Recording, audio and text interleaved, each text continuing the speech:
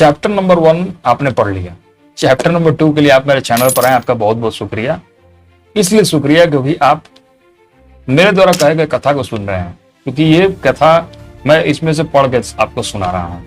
क्योंकि आपके पास पता नहीं समय है कि नहीं भागवतम पुराण पढ़ने के लिए, पर अगर आप सनातन धर्म के हैं तो आप कहीं से इसका ज्ञान तो लीजिए। सब क्यों भाग रहे हैं? यही सत्य है, इसको जितना जल्दी स्वीकार कर लो उतना बेहतर है। तो हम सेकंड चैप्टर पर आते हैं। पहले चैप्टर के बारे में थोड़ा सा आपको प्रिफरेंस दे देता हूँ। नैमिषारण्य नाम की जगह पे हजारों ऋषि मुनि जुटे होते हैं कि उनको भागवतम का ज्ञान मिल जाए, ताकि आने वाले कलयुग से जो जनता डरेगी उससे उसको रास्ता मिलेगा।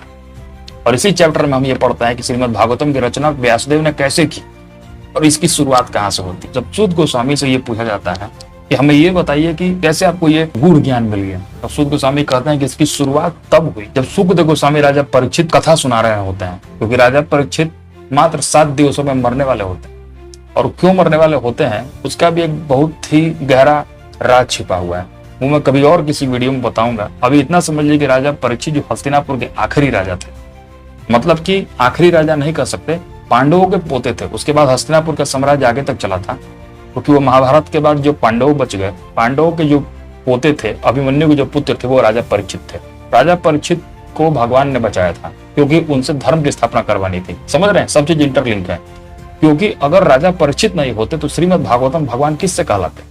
वही चीज है, व्यासदेव जी को इसकी प्रेरणा मिली, वो मैं इसके आगे बताऊंगा। पर ऐसे समझिए कि सबसे पहले सूत गोस्वामी जो कथा कह रहे हैं, वो सुखदेव गोस्वामी जब कथा कह रहे थे राजा परीक्षित को, उस समय ये उसी सभा में बैठे हुए थे जहाँ हजारों ऋषि मुनि वहां भी जुटे हुए थे, गंगा के तट पे। और ये नैमिषारण्य में अभी ये कथा सुना रहे हैं। तो अभी नैमिषारण्य में ये कथा सुना रहे हैं, सुखदेव गोस्वामी गंगा तट पर सुना रहे थे। गंगा तट पर इसलिए सुना रहे थे क्योंकि राजा परीक्षित उनके आग्रह किए थे कि मुझे कथा सुना दीजिए। समझ में आया कुछ? तो बेसिक चीज समझ गए।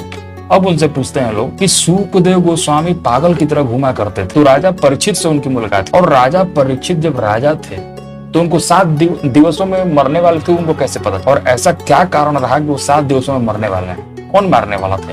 और ऐसी कौन सी विकट परिस्थिति आ गई कि जिस राजा के आगे लोग नतमस्तक हैं, उस राजा को इतने बड़े कठिनता का सामना करना पड़ा? इस बात का मैं आपको एक छोटे से चीज में उत्तर दे देता हूँ, इस चीज को समझ लीजिए। कलयुग जब सामने पड़ा राजा परीक्षित, उसने एक रहने की जगह मांगी।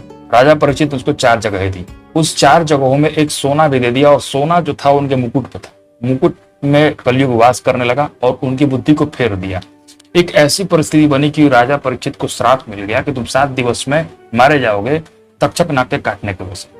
इस तदुपरांत जिनके ऋषि के पुत्र ने उनको श्राप दिया था, वो ऋषि आते हैं इनके यहाँ और ये बताते हैं कि आप एक काम करिए, सुखदेव गोस्वामी के यहाँ जाकर तुरंत ये कथा सुन लीजिए, आपका जीवन का कल्याण होगा, जिस प्रकार आपके जीवन का कल्याण हो रहा है इस समय। तो ये चीज है। फिर उन्होंने पूछा कि व्यासदेव जी ने इसकी रचना कब की थी, जब सुखदेव गोस्वामी को सुनाए थे? तो देखिए, भगवान कभी अपने भक्तों को अकेला छोड़े नहीं और न छोड़ते हैं। द्वापर युग के समय में, जब द्वापर युग का अंत होने वाला था, तो द्वापर युग का अंत होने वाला था, उस समय भगवान जब अपने भगवत धाम लौट चुके थे, तो अपने भक्तों को अकेला न छोड़े, इसलिए भागवतम की रचना उन्होंने व्यासदेव से करवाई। और व्यासदेव का भी जन्म द्वापर युग के अंत में ही होने वाला था। जो ऋषि पराशर थे और सत्यवती, इन दोनों के मेल से व्यासदेव जी का जन्म होता है। ये मैं सत्यवती की बात कर रहा हूँ, जो कि हस्तिनापुर की भी रानी थी। समझिएगा, ये बहुत गूढ़ कहानी है। अभी मैं बस इतना बता रहा हूँ कि शादी से पहले व्यासदेव सत्यवती जी से हुए, और व्यासदेव जी जो है उन्होंने ही पूरी तरह से रचना किया सभी ग्रंथों का। उन्होंने वेदों को भी 4 पार्ट में डिवाइड कर दिया। वेदों को 4 पार्ट में इसलिए डिवाइड किया क्योंकि वो जानते थे कि कलयुग में सबके पास समय कम है। अभी एक वेद पढ़ने में लोगों की लमसम उम्र निकल जाती है, लोग 4 वेद कैसे पढ़ेंगे? और वेदों में समुचित रूप से मुक्ति का मार्ग दिखलाया गया, परंतु ये मार्ग सबके लिए सुलभ नहीं था। तो उन्होंने एक वेद को 4 पार्ट में डिवाइड कर दिया और 4 वेद बन गए। और इसलिए इन 4 वेदों के हिसाब से 4 प्रकार के पंथ बन गए, जिसको अलग अलग नाम से जाना जाता है। उन्होंने पुराणों की भी रचना की, जिसको पंचम वेद कहा जाता है। सबसे बड़ी विचित्र बात यह है कि इतना करने के बाद वे बिल्कुल निराश बैठे हुए थे, उसी गंगा तट पर बैठे हुए थे। अपने ऋषि बद्रिकाश्रम में उनका एक आश्रम था, बद्रिकाश्रम जगह है, वहां पे उनका आश्रम था। वहां वो बैठे हैं और सोच रहे हैं कि मैं क्या करूं। मेरे अंदर उनके अंदर एक भाव उत्पन्न हो रहा है, दुख का भाव उत्पन्न हो रहा है कि कहीं ना कहीं हो सकता है कि मुझसे कुछ त्रुटि हो रही है। सोचिए, इतने बड़े ग्रंथों और चीजों की रचना करने वाले का भी मन दुखी है, क्यों हो रहा है? पर कहते हैं कि जब आप दुखी हो रहा है, आप एक बढ़िया इंसान हैं, भगवान आपकी मदद करने के लिए आता है। इनके गुरु थे नारद मुनि, व्यासदेव जी के। ट्री समझ में आ रहा है? तब सबसे पहले सुद गोस्वामी से पहले सुखदेव गोस्वामी से व्यासदेव और व्यासदेव से नारद जी। और नारद जी इनको ये कथा बताए थे। तो नारद जी आते हैं वहां पे और नारद जी कहते हैं, हे व्यासदेव। जब व्यासदेव देखते हैं कि मेरे गुरुदेव आए हैं, वहीं नतमस्तक हो जाते हैं, उसी द्वार पर लेट जाते हैं और वो लेटते हैं और कहते हैं कि प्रभु मुझे समझ में नहीं आ रहा कि मैं क्या करूं, कोई त्रुटि हो रही है। भगवान हंसते हैं, नारद मुनि भगवान है, वो हंसते हैं और कहते हैं कि तुमने हर चीज की रचना कर दी, लेकिन सभी चीजों में तुमने स्वर्ग को एक सुख बताया है, लेकिन तुमने इन सभी ग्रंथों में भगवान के गुणगान नहीं किया, भगवान के किसी भी गुण का बखान नहीं किया, ऐसी चीजें नहीं की कि भगवान से लोगों को प्रेम हो जाए। तो तुमने उनके और उस चीजों को भड़का दिया, अब क्या करोगे? तब व्यासदेव कहते हैं कि अब मैं क्या करूं? तो नारद मुनि कहते हैं कि तुम श्रीमद् भागवतम की रचना करो। वो ध्यान में बैठते हैं और हर एक चीज उनको ज्ञान प्राप्त होते जाता है। धीरे धीरे करके व्यास देव जी श्रीमद् भागवतम की रचना करते हैं। व्यास देव ने महाभारत भी बनाया। वो छोटे मतलब कहने अल्पबुद्धि मनुष्य का मतलब कि वो ना ग्रंथों को जो पढ़ सकता है ना पुराणों को पढ़ सकता है, तो महाभारत की कथाओं को सुनकर भी उसको ज्ञान मिल सकता है, इसलिए उन्होंने महाभारत की रचना की। तब नारद मुनि का जो उपदेश था उसको सुनकर व्यासदेव ने जब इस श्रीमद् भागवतम की रचना की, अब श्रीमद् भागवतम ने अपने जो पुत्र थे उनके सुखदेव गोस्वामी उनको रचना की। और एक चीज आपको बता दें, जब सुखदेव गोस्वामी पैदा हुए वो अपनी माता के गर्भ से निकलना नहीं चाह रहे थे।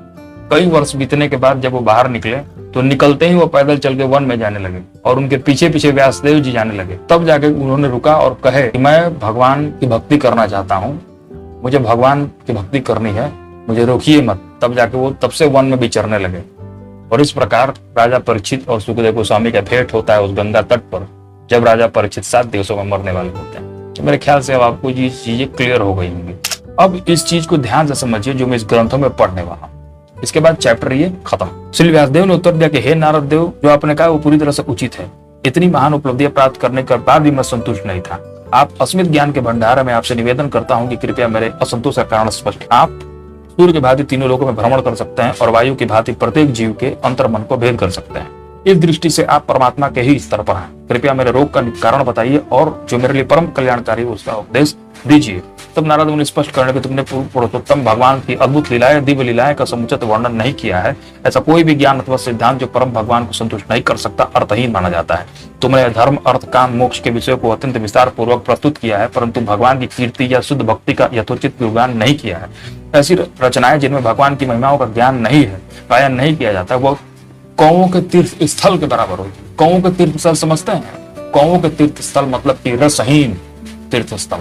तीर्थ स्थल तो है पर उसमें रस। और दूसरी ओर भगवान के नाम, यश, रूप और लीलाओं का गुणगान करने वाली रचना व्याकरण आदि दृष्टि से अपूर्ण भी क्यों न हो, पर आत्माएं उनका आस्वादन करती है। भले ही वो हर चीज से अपूर्ण हो, पर अगर भगवान की गुणगान हो रहा है तो वो आत्माएं जो है, हमारी आपकी आत्माएं जो है, उसका आनंद स्पष्ट करती है अपने अंदर, उसका आनंद को भरती है। तब नारद मुनि स्पष्ट करने लगे, ऐसा आध्यात्मिक ज्ञान जो भगवान के साकार पहलू से युक्त नहीं होता वह आत्मा को पूर्णतः संतुष्ट नहीं कर सकता।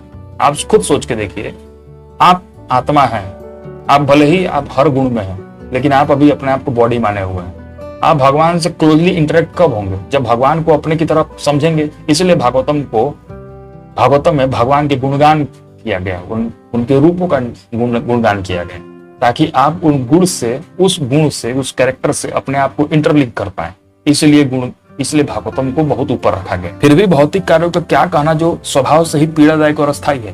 शास्त्रों के माध्यम से तुमने भागवत भक्ति के स्थान पर भौतिक कार्यों को प्रस्तुत करके जन सामान्य को सच्चे पथ से भ्रमित कर तुमने उन्हें धर्म के नाम पर छूट देकर इस संसार में तथा मृत्युपरांत स्वर्गीय सुख भोगने को बढ़ावा दिया है। तुम्हारे इस प्रोत्साहन से उनका सांसारिक रोग केवल बढ़ा ही है। इस कार्य के लिए उनकी आध्यात्मिक प्रगति में बहुत बड़ी बाधा खड़ी कर दी है तुमने। इसलिए तुम्हारा ये जो कार्य है अत्यंत निंदनीय है।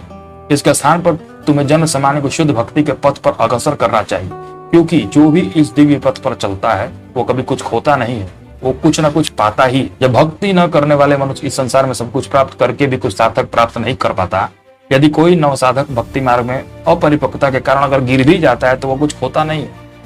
समझ रहे हैं? भक्ति नहीं करने वाला बहुत कुछ प्राप्त कर ले, उसने कुछ प्राप्त नहीं किया, और भक्ति करने वाला कुछ ना प्राप्त कर पाए, गिर भी जाए तो उसने बहुत कुछ प्राप्त कर। क्योंकि उसने भक्ति मार्ग का आनंद एक बार आस्वादन कर लिया है, वो अनुभव उसे भविष्य में पुनः भक्ति मार्ग में ले आता है। वो अपनी यात्रा को उसी स्थान से आरंभ करता है जहां उसने छोड़ी थी।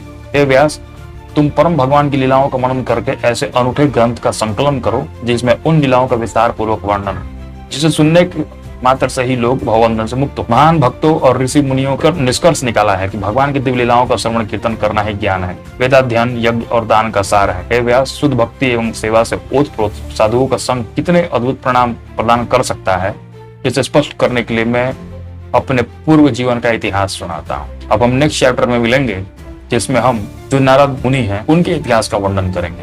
जब उन्हें यह ज्ञान प्राप्त कैसे हुआ, उनको कैसे ये अद्भुत शरीर प्राप्त हुआ जो हर डायमेंशन में जा सकता है। ऐसा कोई डायमेंशन नहीं है जहाँ नारद मुनि न जा पाए। वो आकाश हो, पाताल हो, यमपुरी हो, वैकुंठ हो, कैलाश हो, ऐसा कोई डायमेंशन नहीं है जहाँ नारद मुनि न जा पाए। उनको जो वो शरीर प्राप्त हुआ है वो एक नॉर्मल शरीर नहीं है। आपके शरीर को एक डायमेंशन में रखा गया, अब 4 डायमेंशन में नहीं जा सकते। जब आप 4 डायमेंशन में जाएंगे तो आपका ये शरीर छूट जाएगा। अब 4 डायमेंशन वाला 5th डायमेंशन में नहीं जा सकता है, 5th डायमेंशन वाला जब 6th डायमेंशन में नहीं जा सकता है। हर एक डायमेंशन में शरीर छूटता जाता है, इंसान अपने डायमेंशन बदलता जाता है। सपोज कीजिए एक आत्मा है, दूसरे डायमेंशन में है, वो इस डायमेंशन में नहीं, इसलिए आप उसको देख नहीं पा रहे हैं। आप 3 डायमेंशन चीज को देख पाते हैं। अब इसको बात को समझिए, ऐसा क्या होगा नारद मुनि के बॉडी में जो हर डायमेंशन में वो शरीर, उनकी कुछ नहीं होती, वो हर डायमेंशन में जा सकता है, हर डायमेंशन में वो दिख सकता है। एन इंटरेस्टिंग चीज। तो मिलते हैं नेक्स्ट चैप्टर में, चैप्टर नंबर 3 में। तब तक के लिए